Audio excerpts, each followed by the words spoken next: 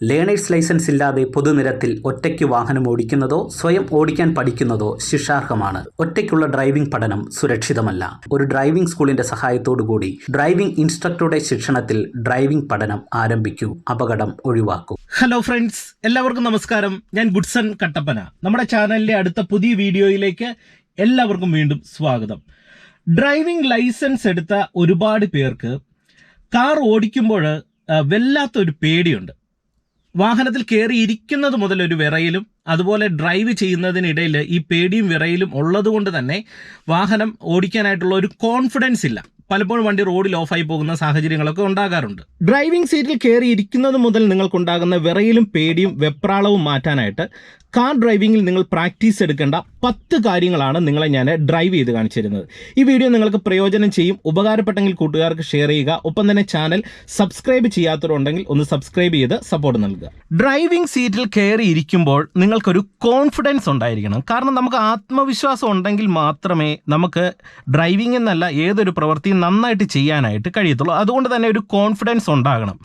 അപ്പം നിങ്ങൾക്ക് ഈ കോൺഫിഡൻസ് ലഭിക്കാനായിട്ട് നിങ്ങൾ എന്ത് ചെയ്യണം? തുടക്കത്തിലൊരു ഡ്രൈവിംഗ് ഇൻസ്ട്രക്ടർ അല്ലെങ്കിൽ വാഹനം ഓടിക്കാനായിട്ട് ലൈസൻസ് ഉള്ള ഒരാളെയും കൂടെ എന്ത് ചെയ്യണം? നിങ്ങൾ കൂട്ടത്തിലിരുത്തി വണ്ടി ഓടിക്കുക. മിസ്റ്റേക്കുകൾ വരുന്നത് കൊണ്ടാണ് ഡ്രൈവിങ്ങിൽ ഫിയർ ഉണ്ടാകുന്നത്. അപ്പോൾ മിസ്റ്റേക്കുകൾ ഒഴിവാക്കാനായിട്ട് ശ്രദ്ധിക്കുക.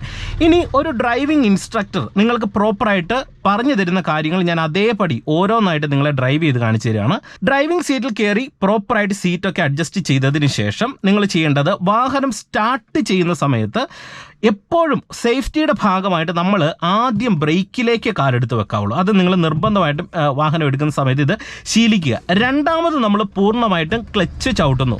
അതിനുശേഷം താക്കോല ഓൺ ചെയ്യുന്നു. ഒരു 2-3 സെക്കൻഡിന് ശേഷം നമ്മൾ എന്ത് ചെയ്യുന്നു? വണ്ടി സ്റ്റാർട്ട് ചെയ്യുന്നു. അടുത്ത സ്റ്റെപ്പ് എന്ന് പറയുന്നത് നമ്മൾ എന്ത് ചെയ്യുന്നു? ഫസ്റ്റ് ഗിയർ കറക്റ്റായിട്ട് ചേർത്തിടുന്നു.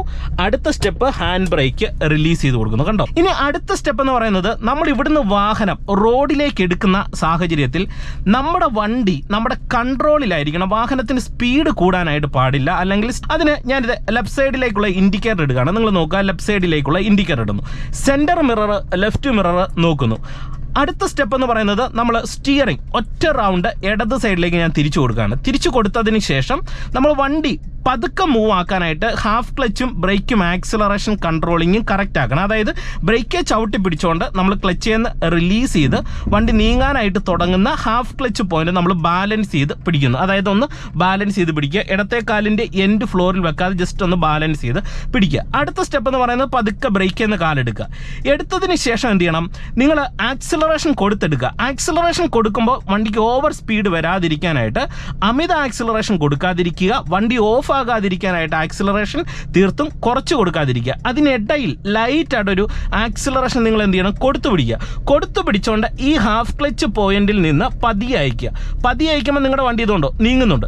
ഇനി നമുക്ക് വണ്ടി നിർത്തണമെന്നുണ്ടെങ്കിൽ നമ്മൾ ആദ്യം ചെയ്യേണ്ടത് എന്ത് ചെയ്യണം? ക്ലച്ച് പതിയെ താഴോട്ട് താഴ്ത്തിയിട്ട് ബ്രേക്കിലേക്ക് വന്ന് വേണം വണ്ടി നിർത്താനായിട്ട്. കാരണം നമ്മൾ ക്ലച്ച് റിലീസ് ചെയ്താണ് വണ്ടി എടുക്കുന്നത്. അപ്പോൾ വണ്ടി നിർത്തുമ്പോൾ എന്ത് ചെയ്യണം?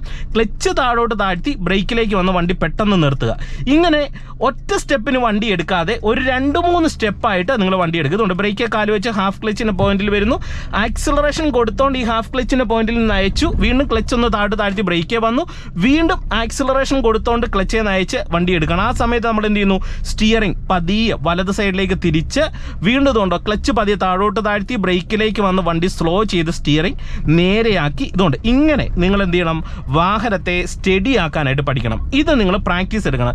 ഇനി വണ്ടി എടുത്തു കഴിയുമ്പോൾ നിങ്ങൾക്കുണ്ടാകുന്ന ഏറ്റവും മെയിൻ ആയിട്ടുള്ള അടുത്തൊരു പ്രശ്നമാണ്, നിങ്ങളിൽ പല ആൾക്കാരും ഫസ്റ്റും കൊടുക്കും സെക്കൻഡും കൊടുത്ത് ഓടിക്കും. കാരണം അതിന് പേടിയില്ല. കാരണം കൊടുത്ത് ഓടിക്കാനായിട്ട് അറിയാം. അതായത് ഫസ്റ്റ് ഗിയറിൽ ഇങ്ങനെ വണ്ടി എടുക്കുന്നു, വണ്ടി ലെഫ്റ്റ് സൈഡ് ചേർന്ന് ഇങ്ങനെ വരും. എന്നിട്ട് വണ്ടിക്ക് സ്പീഡൊക്കെ ആക്കിയിട്ട് കറക്റ്റായിട്ട് ക്ലച്ച് പിടിച്ച് സെക്കൻഡ് ഗിയറിലേക്ക് ഇടും. ഓക്കെ, സെക്കൻഡ് ഗിയറൊക്കെ ഇട്ട് അത്യാവശ്യം വണ്ടി ഓടിക്കും. ഓടിക്കുന്ന സമയത്ത് വണ്ടി ചിലപ്പോൾ റോഡിൻ്റെ നടുക്ക് പോകുന്ന സാഹചര്യങ്ങളൊക്കെ വരും. അപ്പോൾ ഇവിടെ നിങ്ങൾ എന്ത് ചെയ്യണം? സെക്കൻഡ് ഗിയർ കൊടുത്ത് ഓടിക്കുന്ന സമയത്ത് പരമാവധി നിങ്ങളുടെ നോട്ടം റോഡിൻ്റെ ലെഫ്റ്റ് ചേർന്ന് നോക്കുക. ലെഫ്റ്റ് സൈഡ് ചേർന്ന് നോക്കിയുള്ള ഏറ്റവും പ്രധാനപ്പെട്ട ഒരു ഗുണമെന്ന് പറയുന്നത്, നമ്മൾ ലെഫ്റ്റ് സൈഡ് ചേർന്ന് പെട്ടെന്ന് ഓടിക്കും. നമ്മുടെ അറിയാതെ നോട്ടത്തിനനുസരിച്ച് നമ്മൾ വണ്ടി കൊണ്ടുവരും. നിങ്ങൾ ചെയ്യേണ്ട അടുത്ത പോയിന്റ് എന്ന് പറയുന്നത്, നിങ്ങളിൽ പല ആൾക്കാർക്ക് വണ്ടി ഓടിക്കുന്ന സമയത്ത് ഉണ്ടാകുന്ന ഒരു വലിയ ഫിയർ ആണ് നിങ്ങൾക്ക് തേർഡ് കൊടുത്ത് ഓടിക്കാനായിട്ടുള്ള ഫിയർ. അതുപോലെ തന്നെ നിങ്ങൾ ഫോർത്ത് കൊടുത്ത് ഓടിക്കില്ല, ഫിഫ്ത്ത് കൊടുത്ത് ഓടിക്കത്തില്ല. ഇത് ഡ്രൈവിങ്ങിലെ ഒരു വലിയ ഫിയർ ആണ്. ഇത് നിങ്ങൾ മാറ്റണം. ഇപ്പം ഞാൻ സെക്കൻഡ് ഗിയറിൽ വരുന്ന സമയത്ത് നമുക്ക് ഇത്തിരി റോഡ് സ്ട്രെയിറ്റ് ആയെന്ന് തോന്നിയാൽ ആക്സിലറേഷൻ കൊടുത്ത് വണ്ടിക്ക് സ്പീഡാക്കുക. എന്നിട്ട് ഒരു കൈ കൊണ്ട് സ്റ്റിയറിംഗ് ബാലൻസ് ആക്കിയിട്ട് ക്ലച്ച് പിടിച്ച് നമ്മൾ എന്ത് ചെയ്യുന്നു, ഇതുണ്ടോ തേർഡ് ഗിയറിലേക്ക് ഇടുന്നു. ഇപ്പം മൂന്നാമത്തെ ഗിയറിൽ ഇങ്ങനെ വരികയാണ്. ഇനി ഇങ്ങനെ ഓടിച്ചു വരുന്ന സമയത്ത് ഒരുപാട് പേർക്കുണ്ടാകുന്ന മറ്റൊരു പേടിയാണ്, പുറകിലൊരു വണ്ടി കണ്ടു കഴിഞ്ഞാൽ പെട്ടെന്ന് ചവിട്ടി നിർത്തും. ചെയ്യരുത്. നിങ്ങൾ പതിയെ സൈഡിലേക്ക് ഒതുക്കുക. ചവിട്ടി നിർത്താതെ ബ്രേക്ക് പതുക്കെ ബാലൻസ് ചെയ്ത് വണ്ടി സ്ലോ ചെയ്ത് ഓടിക്കുക. അപ്പം പുറകിൽ നിന്ന് വരുന്ന വാഹനം ഓടിക്കും. പലരും ചെയ്യുന്ന ഏറ്റവും വലിയ ഡ്രൈവിങ്ങിലെ ഒരു മിസ്റ്റേക്കാണ്, പുറകിൽ നിന്നൊരു വണ്ടി കണ്ടു കഴിഞ്ഞാൽ, പ്രത്യേകിച്ച് ഇത്തരത്തിലുള്ള വില്ലേജ് റോഡിലാണെങ്കിൽ എന്ത് ചെയ്യും, കാലെടുത്ത് ബ്രേക്കിലേക്ക് അമർത്തി ചവിട്ടി വണ്ടി അവിടെ പെട്ടെന്ന് നിൽക്കും. അങ്ങനെ നിൽക്കുമ്പോൾ പുറകിൽ ഒരു വാഹനം അടുത്തടുത്ത് ചേർന്നാണ് വരുന്നതെങ്കിൽ എന്ത് ചെയ്യും, ആ വണ്ടിയുടെ മുൻവശം നമ്മുടെ വാഹനത്തിൻ്റെ ബാക്കിലിടിക്കാൻ സാധ്യതയുണ്ട്. അതുകൊണ്ട് അത് ചെയ്യരുത്. നമ്മൾ ബ്രേക്കിലേക്ക് ഇങ്ങനെ വരിക, ഒന്ന് സ്ലോ ചെയ്ത് കൊടുത്ത് സൈഡിലേക്ക് ചേർത്ത് കൊടുക്കുക. അപ്പോൾ പുറകിൽ നിന്ന് വരുന്ന വാഹനം എന്ത് ചെയ്യും, ഈസി ആയിട്ട് കയറിപ്പോവും. നിങ്ങൾക്കത് പേടിക്കാതെ ഡ്രൈവ് ചെയ്യാനായിട്ട് കഴിയുന്നതാണ്. ഓക്കെ, ഇപ്പം ഞാൻ ഇങ്ങനെ തേടി വരികയാണ്. ഇനി നിങ്ങൾ മനസ്സിലാക്കേണ്ടത്, തേർഡ് മാത്രം കൊടുത്ത് ഓടിക്കരുത്. നിങ്ങൾ എന്ത് ചെയ്യണം, ഫോർത്തും കൂടെ ഇട്ട് നോക്കുക. ഫോർത്ത് ഇട്ടും ഡ്രൈവ് ചെയ്യുക. ഈ തേർഡും ഫോർത്ത് സ്പീഡ് ഗിയർ അല്ല, നമ്മൾ കാല് കൊടുത്താലേ വണ്ടിക്ക് വേഗത കൊടുത്തുള്ളൂ. ഇനി നിങ്ങൾ നോക്കുക, ഇനി നമ്മൾ തേർഡും ഫോർത്തും കൊടുക്കുന്ന എവിടെയാണ്, നല്ല സ്ട്രെയിറ്റ് റോഡിലാണ്. അപ്പോൾ ഇനി തേർഡും ഫോർത്തും കൊടുക്കുമ്പോൾ പലർക്ക് സംഭവിക്കുന്നതാണ്, സ്റ്റിയറിംഗ് കൺട്രോൾ തെറ്റും. ഇതിൻ്റെ പ്രധാനപ്പെട്ട ഒരു റീസൺ എന്ന് പറയുന്നത്, തേർഡും ഫോർത്തും നമ്മൾ ഓടിക്കുന്ന സമയത്ത് കുറഞ്ഞ സ്പീഡ്, തേർഡിൽ ഒരു 30 കിലോമീറ്റർ വേണം, ഫോർത്തിൽ ഒരു 40 കിലോമീറ്റർ വേണം. അപ്പം അങ്ങനെ ആ സ്പീഡിലേക്ക് നമ്മൾ എത്തുമ്പോൾ നമ്മുടെ വാഹനത്തിൻ്റെ കൺട്രോൾ നമ്മുടെ കയ്യിൽ നിന്ന് പോയി. ഇപ്പം ഞാനിവിടെ സെക്കൻഡിൽ വരികയാണ്. പഠിക്കുന്നവരുടെ ഒരു മെയിൻ പ്രശ്നമാണ്, സെക്കൻഡിൽ നമുക്കൊരു സ്റ്റിയറിംഗ് കൺട്രോൾ ഉണ്ട്. ഇപ്പം വണ്ടിക്ക് ഞാൻ സ്പീഡാക്കുന്നു, ആക്സിലറേഷൻ കുറയ്ക്കുന്നു, ക്ലച്ച് പിടിക്കുന്നു, തേർഡ് ഗിയറിലേക്ക് ഇട്ടു. എന്നിട്ട് ഇതുകൊണ്ട് വാഹനത്തിൻ്റെ റണ്ണിങ് കൂടി. അപ്പം എന്ത് ചെയ്യും, പലർക്കും ഇങ്ങനെ സ്റ്റിയറിംഗ് വെട്ടും. അപ്പോൾ എന്ത് ചെയ്യണം, നിങ്ങൾ കുറച്ചും കൂടെ കോൺസെൻട്രേഷൻ സ്റ്റിയറിങ്ങിന് കൊടുക്കുക. എന്നിട്ട് ലെഫ്റ്റ് സൈഡ് ചേർന്ന് നിങ്ങൾ ഓടിക്കുക. എന്നിട്ട് ശ്രദ്ധിക്കേണ്ട ഒരു കാര്യമെന്ന് പറയുന്നത്, ഒരുപാട് വാഹനത്തിന് വേഗത കൂട്ടാനും പാടില്ല, ഒരുപാട് വാഹനത്തിന് വേഗത കുറയ്ക്കാനും പാടില്ല. കൂട്ടിയ സ്റ്റിയറിംഗ് കൺട്രോൾ പോകും, കുറച്ചാൽ വണ്ടി ഓഫായി പോകും.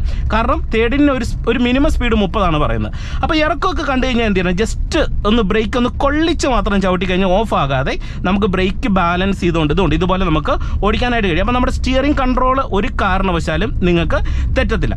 ഇനി നിങ്ങൾക്ക് ഡ്രൈവിങ്ങിൽ ഏറ്റവും ഫിയർ ആയിട്ട് നിങ്ങൾ വിറച്ചു പോകുന്ന ഡ്രൈവിങ്ങിലെ ഒരു സിറ്റുവേഷനിലേക്ക് വരികയാണ്. അതായത് ക്രോസ് ജംഗ്ഷൻ, കയറ്റത്തോട് കൂടിയ ക്രോസ് ജംഗ്ഷനിലേക്ക് വരുമ്പോൾ പല ആൾക്കാർക്കും പേടിയാണ്. കാരണം 4 റോഡുകൾ കൂടുന്ന റോഡിലേക്ക് വരികയാണ്. അപ്പോൾ നിങ്ങൾ നോക്കിക്കഴിഞ്ഞാൽ ബ്രേക്കേ വരുന്നു, ഫുൾ ക്ലച്ച് ചവിട്ടി ഫസ്റ്റ് ഗിയറിലേക്ക് ഷിഫ്റ്റ് ചെയ്ത് ഹാഫ് ക്ലച്ചിൻ്റെ പോയിന്റ് വന്ന് പതുക്കെ ആക്സിലറേഷൻ കൊടുത്ത് എൻ്റെ വാഹനം ഈ ക്രോസ് ജംഗ്ഷനിലേക്ക് ഞാൻ വരുന്നു. ഈ ക്രോസ് ജംഗ്ഷനിൽ നിങ്ങൾക്ക് വാഹനം നേരെ ഓടിക്കാനായിട്ട് എളുപ്പമാണ്. ഇവിടെ നിന്ന് ഇപ്പോൾ എനിക്ക് ലെഫ്റ്റ് ടേൺ എടുക്കണമെന്നുണ്ടെങ്കിൽ പാടാണ്. ഇപ്പോൾ ഞാനിവിടെ എൻ്റെ വാഹനം നിർത്തുന്നു. ഓക്കെ, ഇൻഡിക്കേറ്റർ ഒരു 100 മീറ്റർ മുന്നേ ഇട്ട് കൊടുക്കുക. എനിക്ക് ഇവിടുന്ന് ലെഫ്റ്റ് ടേൺ എടുക്കണമെങ്കിൽ ശകലം പാടാണ്. അപ്പം ഞാനിവിടെ ലെഫ്റ്റ് ടേൺ എടുത്ത് നിങ്ങളെ കാണിച്ചു തരാം. അതിന് ബ്രേക്കിൽ കാല് വെച്ചുകൊണ്ട് ഞാൻ ഫസ്റ്റ് എന്ത് ചെയ്യുന്നു, ഹാഫ് ക്ലച്ചിൻ്റെ പോയിന്റ് വരുന്നു. നിങ്ങളുടെ വണ്ടി എപ്പോഴും റോഡിൻ്റെ ലെഫ്റ്റ് ആയിരിക്കണം. ഇപ്പോൾ എൻ്റെ വണ്ടി റോഡിൻ്റെ ലെഫ്റ്റ് നിൽക്കുകയാണ്. എന്നിട്ട് ഹാഫ് ക്ലച്ച് പ്രോപ്പർ ബാലൻസ് ചെയ്ത് ബ്രേക്കിൽ നിന്ന് കാലെടുത്ത് ആക്സിലറേഷൻ കൊടുക്കുക. ക്ലച്ചിൽ നിന്ന് റിലീസ് ചെയ്ത് നമ്മുടെ വാഹനത്തെ ക്ലച്ചിലും ആക്സിലറേഷനുമായിട്ട് ഇതുകൊണ്ട് ഞാൻ ഇവിടെ നിർത്തി. അതായത് ബ്രേക്കിൻ്റെ സഹായമില്ലാതെ ക്ലച്ചിലും ആക്സിലറേഷനും വണ്ടി നിർത്തുന്നു. എന്നിട്ട് എന്ത് ചെയ്യുന്നു, ഒറ്റ റൗണ്ട് സ്റ്റിയറിംഗ് ലെഫ്റ്റ് സൈഡിലേക്ക് തിരിച്ചുകൊണ്ട് ഇതേ ക്ലച്ച് അയച്ച് വണ്ടി എടുക്കുന്നു. ആക്സിലറേഷൻ ഞാൻ കുറയ്ക്കുന്നു. ഇതേ കുറച്ച് ഇതുണ്ടോ വണ്ടി ഒന്ന് സ്റ്റിയറിംഗ് നേരെയാക്കിയിട്ട് എന്ത് ചെയ്യുന്നു, വീണ്ടും ഞാൻ എന്ത് ചെയ്തു, ആക്സിലറേഷൻ കൊടുക്കുന്നു. അപ്പോൾ അവിടെ ഞാനൊരു ക്ലച്ചിൻ്റെ ബാലൻസിങ് ഉണ്ട്, പ്രോപ്പർ ഒരു ആക്സിലറേഷൻ്റെ ബാലൻസിങ് ഉണ്ട്. അതൊക്കെ കറക്റ്റായിട്ട് നമ്മൾ ഡ്രൈവിങ്ങിൽ ചെയ്യുന്ന സമയത്ത് നമുക്കത് കൃത്യമായിട്ടും ഡ്രൈവിങ്ങിൽ ബാലൻസ് ചെയ്ത് വണ്ടി ഓടിക്കാനായിട്ട് കഴിയുന്നതാണ്. ഓക്കെ, അപ്പോൾ ഇന്നത്തെ ഒരു വീഡിയോ നിങ്ങൾക്ക് പ്രയോജനം ചെയ്തെന്ന് വിശ്വസിക്കുന്നു. വീഡിയോ ഉപകാരപ്പെട്ടെങ്കിൽ കൂട്ടുകാർക്ക് ഷെയർ ചെയ്യുക. ഒപ്പം തന്നെ ചാനൽ സബ്സ്ക്രൈബ് ചെയ്യാത്തവരുണ്ടെങ്കിൽ ഒന്ന് സബ്സ്ക്രൈബ് ചെയ്ത് സപ്പോർട്ട് നൽകുക. ഡ്രൈവിംഗ് പ്രാക്ടീസ് ആവശ്യമുള്ളവർക്ക് എന്നെ കോൺടാക്ട് ചെയ്യാം. എൻ്റെ വാട്സപ്പ് നമ്പർ ഡിസ്ക്രിപ്ഷൻ ബോക്സിൽ കൊടുത്തേക്കാം. Okay, by.